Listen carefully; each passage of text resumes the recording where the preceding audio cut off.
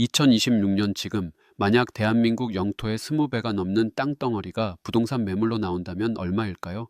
아마 가격을 매기는 것조차 불가능할 겁니다.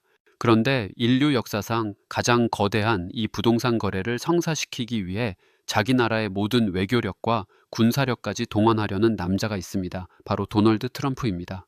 2019년 트럼프가 처음 그린란드를 사겠다고 했을 때 전 세계는 그냥 웃었습니다. 다들 그랬죠.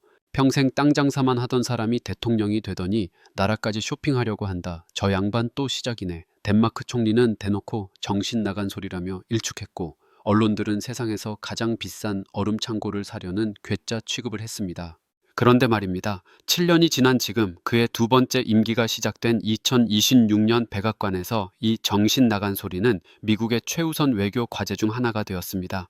이제는 아무도 웃지 않습니다. 대체 왜 이러는 걸까요? 일가의 부동산 재벌 출신 대통령의 치기 어린 욕심일까요? 아니면 우리만 모르는 무언가를 그는 보고 있는 걸까요?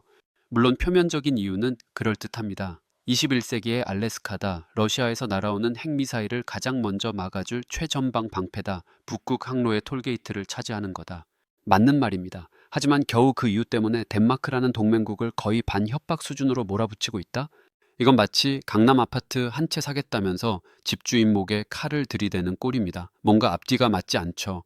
진짜 속내는 따로 있습니다. 전문가들은 모두 그린란드 땅 위가 아니라 수천 미터 얼음 아래를 가리킵니다. 바로 미래 산업의 혈액이자 21세기 패권 전쟁의 총알인 히토류입니다. 지금 이 히토류 시장의 수도꼭지는 중국이 꽉 쥐고 있습니다. 마음만 먹으면 전 세계 반도체 공장과 전기차 라인을 전부 멈춰 세울 수 있다는 뜻이죠. 그런데 만약 중국의 독점을 한 방에 박살내고도 남을 그야말로 유사일의 최대 규모의 히토류 셔틀이 그린란드 얼음 밑에 잠자고 있다면 얘기가 달라집니다.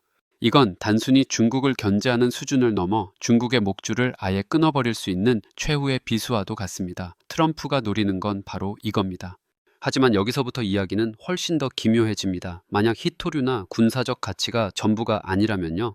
핵전쟁이나 거대 운석 충돌 같은 인류 멸망 시나리오가 현실이 됐을 때 전 세계 0.1%의 선택받은 자들이 숨어들 거대한 지하 벙커가 바로 그린란드라는 음모론은 어떻게 생각하십니까? 혹은 그 두꺼운 얼음 아래 인류가 한 번도 본 적 없는 고대 문명의 유적이나 외계의 기술이 잠들어 있다는 그야말로 B급 영화 같은 상상력은요. 과연 트럼프는 그저 돈 냄새를 기가 막히게 잘 맡는 늙은 부동산 업자일까요? 아니면 우리 같은 평범한 사람들은 상상도 못할 거대한 진실을 손에 쥐고 있는 승부사일까요? 미국의 최첨단 군사 전략과 자본의 탐욕, 그리고 기괴한 음모론까지 뒤섞인 얼음의 땅. 지금부터 그린란드를 둘러싼 세 가지의 가면을 하나씩 벗겨보겠습니다. 첫 번째 가면부터 벗겨보겠습니다. 이름하여 지구 최강의 군사 요새. 트럼프 행정부가 공식적으로 내세우는 가장 그럴듯한 명분이죠. 자, 지도를 한번 보시죠. 그린란드의 위치는 그야말로 신의 한 수입니다. 북극해와 대서양을 잇는 거대한 관문이자 유라시아 대륙과 북미 대륙의 최단 거리의 떡하니 버티고 서 있습니다. 냉전 시절 이곳은 소련에서 날아오는 핵미사일을 가장 먼저 탐지하고 요격할 수 있는 그야말로 미국 본토를 지키는 최전방 초소였습니다. 지금도 그린란드 북서쪽의 툴레 공군기지는 미 우주군의 핵심 자산으로 우주와 상공에서 날아오는 모든 위협을 24시간 감시하는 미국의 눈 역할을 하고 있죠. 말 그대로 미국 본토를 향한 적의 핵펀치가 날아올 때 가장 먼저 경보를 울려주는 현관문 CCTV인 셈입니다. 그런데 냉전이 끝난 지금 이 구도에 새로운 플레이어가 난입합니다. 바로 중국이죠. 중국은 빙상 실크로드라는 거창한 이름 아래 북극 항로 개척에 사활을 걸고 있습니다. 지금처럼 말라카 해협이나 수에즈 운하를 거치는 남쪽 항로는 미국의 영향력 아래에 있습니다. 미국이 마음만 먹으면 언제든 중국의 무역 숨통을 끊어버릴 수 있다는 뜻이죠. 그런데 만약 북극 항로가 활짝 열린다면 어떻게 될까요? 기존 항로보다 운송 기간이 열흘 이상 단축되는 그야말로 꿈의 루트가 열리는 겁니다. 중국 입장에선 미국의 통제를 받지 않는 북극 하이패스를 뚫어 에너지와 물자를 실어 나를 새로운 대동맥을 확보하겠다는 심산입니다. 자, 여기서 그린란드의 가치가 다시 한번 폭발합니다. 이 북극 항로의 메인 게이트를 누가 쥐고 있죠? 바로 그린란드입니다. 만약 미국이 그린란드를 손에 넣는다면 중국의 북극 야망에 거대한 톨게이트를 설치하는 것과 같습니다. 통행료를 얼마로 할지, 어떤 배를 통과시키고 어떤 배를 막을지 모든 규칙을 미국이 정하게 되는 거죠. 러시아를 막는 최전방 방패에 더해 중국의 미래까지 통제할 수 있는 황금 열쇠를 쥐게 되는 겁니다. 여기까지만 들어도 트럼프가 왜 그렇게 그린란드에 집착하는지 충분히 이해가 갑니다. 그런데 말입니다. 문제는 이 땅의 주인이 미국이 아니라는 거죠. 덴마크입니다. 2019년 트럼프가 처음 이 얘기를 꺼냈을 때 덴마크는 그냥 웃어넘겼습니다. 하지만 7년이 지난 지금 트럼프의 요구는 더 이상 농담이 아닙니다. 거의 반협박에 가까운 최후 통첩이죠. 그렇게 전략적으로 중요한 땅이라면 동맹인 우리가 관리하는 게 맞지 않나? 그러니 우리한테 팔아라. 아주 단순하고 지극히 트럼프다운 방식입니다. 물론 덴마크 입장에서는 기가 찰 노릇입니다. 그린란드는 단순한 땅덩어리가 아닙니다. 수백 년의 역사를 공유한 엄연히 자치권을 가진 그들의 국민이 사는 곳입니다. 이걸 돈 받고 팔라는 건 대한민국한테 제주도를 미국에 팔라고 하는 것과 비슷한 수준의 모욕이죠. 당연히 덴마크 총리는 그린란드는 판매용이 아니다라며 이런 지하에 거절했습니다. 자, 여기서 트럼프의 무서움이 드러납니다. 좋은 말로 해서 안 되니까 이제 슬슬 본색을 드러내는 거죠. 덴마크 안보의 핵심은 바로 나토, 네토, 즉 북대서양 조약기구입니다. 그리고 나토의 맹주는 누구죠? 바로 미국입니다. 러시아의 군사적 위협으로부터 유럽을 지켜주는 거대한 안보 우산, 그 우산을 받쳐주는 가장 큰 기둥이 바로 미군이라는 뜻입니다. 트럼프는 바로 이 약점을 파고들기 시작합니다. 우리가 돈과 군대를 쏟아부어 너희를 지켜주고 있는데 너희는 우리의 안보에 필수적인 요구를 거절해? 라는 압박이죠. 동맹이라는 이름으로 안보라는 월세를 내고 있는데 갑자기 집주인이 나타나서 방빼도 아니고 집을 나한테 팔아. 안 그러면 이 동네 깡패들한테서 더는 안 지켜줄 거야 라고 협박하는 꼴입니다. 그런데 말입니다. 정말 이 군사적 가치 하나 때문에 수십 년간 이어져 온 동맹국과의 관계를 파탄낼 위험까지 감수한다? 이건 뭔가 이상하지 않습니까? 아무리 트럼프가 예측 불가능한 인물이라지만 이건 장사꾼의 계산법과도 맞지 않습니다. 배보다 배꼽이 더 큰 장사죠. 그렇다면 이 거대한 군사적 가면 뒤에 진짜 노림수가 숨어 있다는 합리적 의심이 가능해집니다. 트럼프의 탐욕스러운 눈이 향하는 곳은 얼음 위가 아니라 그보다 훨씬 깊은 곳, 바로 수천 미터 얼음 아래 잠들어 있는 두 번째 가면입니다. 자, 지금부터 두 번째 가면을 벗겨보겠습니다. 이름하여 지구 최후의 엘도라도. 트럼프의 진짜 목적지는 얼음 왕국이 아니라 그 밑에 잠든 보물섬이었던 겁니다. 미국 지질조사국 USGS의 보고서를 한번 보시죠. 이 하얀 얼음 땅 밑에 인류가 앞으로 수백 년은 좋게 쓰고도 남을 어마어마한 양의 광물 자원이 봉인되어 있습니다. 단순히 많다는 수준이 아닙니다. 이건 거의 치트키 수준이에요. 석유, 천연가스, 물론 중요합니다. 하지만 그건 에피타이저에 불과해요. 진짜 메인 디쉬는 따로 있습니다. 바로 히토류 레어 얼트입니다. 이름만 들으면 뭐 희귀한 흙인가 싶지만 실상은 21세기 산업의 혈액이자 비타민입니다. 여러분이 지금 손에 들고 계신 스마트폰, 길거리의 전기차 배터리, 하늘을 나는 전투기 엔진, 그리고 이 모든 것을 가능하게 하는 반도체 칩까지 이 히토류 없이는 단 하나도 만들 수 없습니다. 말 그대로 현대 문명을 떠받치는 가장 근본적인 재료인 셈이죠. 그런데 여기서 기가 막힌 문제가 발생합니다. 이 산업의 비타민을 전 세계에서 누가 독점 생산하고 있을까요? 네, 바로 중국입니다. 전 세계 히토류 생산량의 90% 이상을 중국이 틀어쥐고 있습니다. 이건 그냥 시장 점유율이 높은 수준이 아닙니다. 거의 전 세계 첨단 산업의 목줄을 중국이 쥐고 있다는 뜻이에요. 실제로 과거 중국은 이걸 무기로 삼아 일본을 압박한 전례도 있죠. 미국이 아무리 최첨단 기술로 날고 기어도 중국이 마음만 먹고 히토류 밸브를 잠가버리면 모든 게 하루아침에 멈춰 설 수 있다는 공포. 이게 바로 미국이 밤잠을 설치는 진짜 이유입니다. 자, 이제 퍼즐이 맞춰지십니까? 그린란드에는 바로 이 히토류가 중국 바깥에서는 세계 최대 규모로 묻혀 있습니다. 추정치만 무려 수천조 원을 넘어섭니다. 이건 단순히 강남 부자가 로또 1등에 당첨된 수준의 이야기가 아닙니다. 신림동 고시촌 단칸방에서 라면으로 끼니를 때우다가 갑자기 강남 타워 팰리스 펜트하우스의 주인이 되는 그야말로 인생 역전의 시나리오예요. 트럼프의 계산법은 지독할 정도로 단순 명쾌합니다.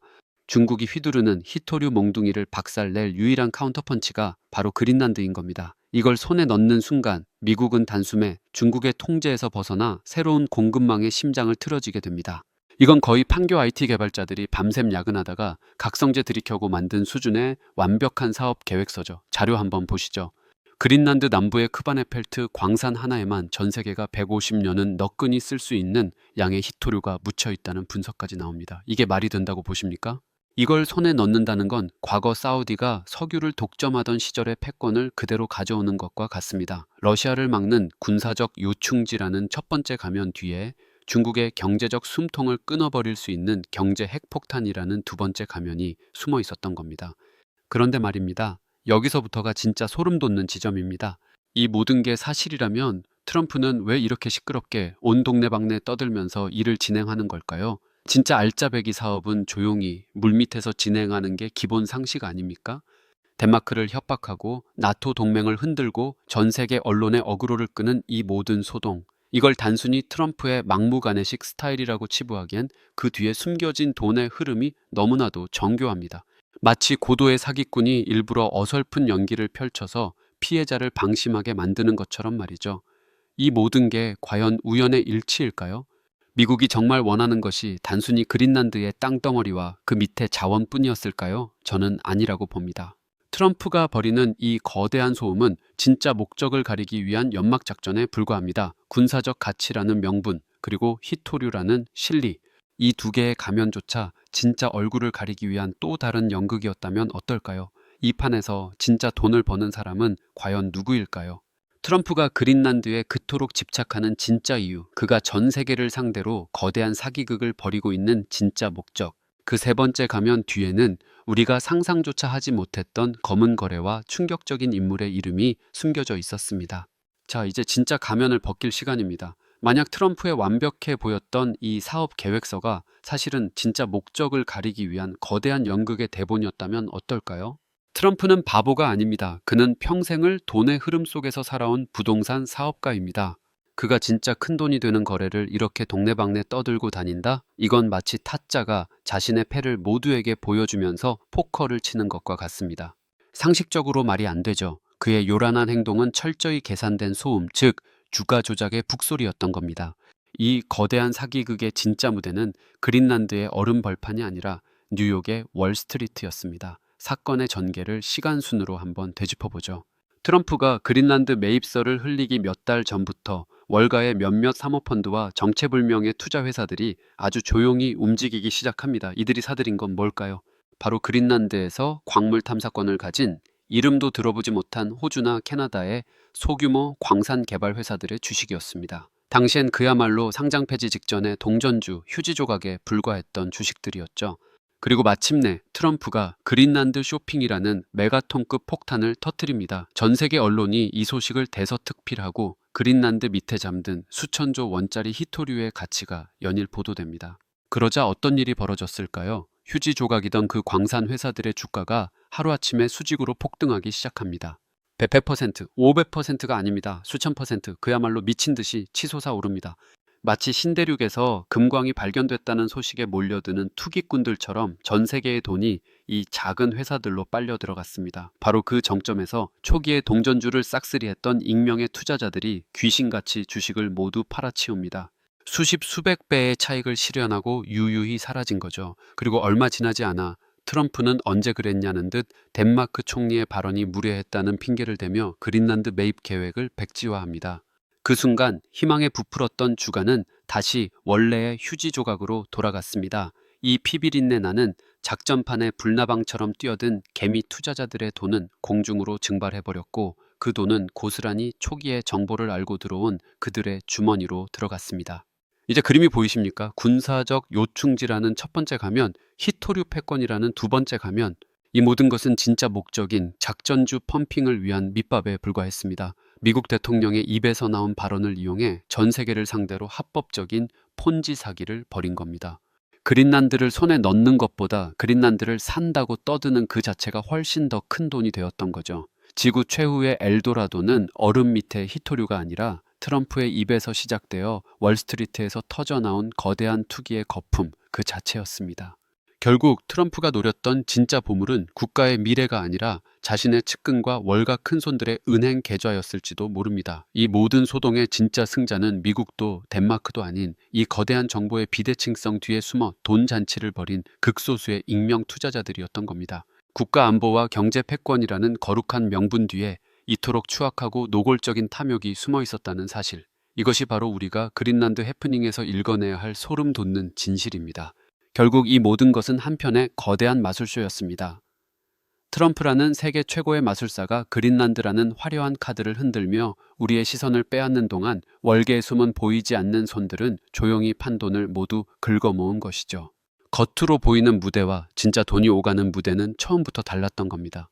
이 이야기가 그저 한 전직 대통령의 기행 혹은 먼 나라의 해프닝으로만 보이시나요? 어쩌면 우리는 지금도 그 역사의 되풀이 속에 살고 있는지도 모릅니다. 오늘 이 순간에도 우리가 열광하는 수많은 이슈와 테마주 뒤에서 누군가는 바로 이런 각본을 쓰고 있을지 모릅니다. 국가안보, 미래기술, 위대한 비전, 이처럼 거룩하고 명분 있는 단어들이 때로는 가장 탐욕스러운 자들의 주머니를 채우기 위한 포장지로 쓰인다는 사실. 오늘 우리가 본 이 비극의 잔상은 지금 우리 사회의 민낯과 너무나도 닮아 있습니다. 결국 역사는 우리에게 묻고 있습니다. 눈앞에 던져진 거대한 미끼를 보고 열광할 것인가? 아니면 그 미끼를 던진 강태공의 그림자를 꿰뚫어 볼 것인가? 이 거대한 정보의 비대칭성 속에서 당신의 통찰을 지키고 싶다면 오늘의 이야기가 그 서늘한 경고등이 되었기를 바랍니다. 이 관점이 흥미로우셨다면 구독과 공유로 저희와 함께 해주십시오. 다음 시간에는 더욱 교묘하게 설계된 자본의 가면 뒤에 숨겨진 충격적인 진실을 들고 찾아오겠습니다. 세상의 모든 B급 경제 뒷이야기, 경제 B급이었습니다.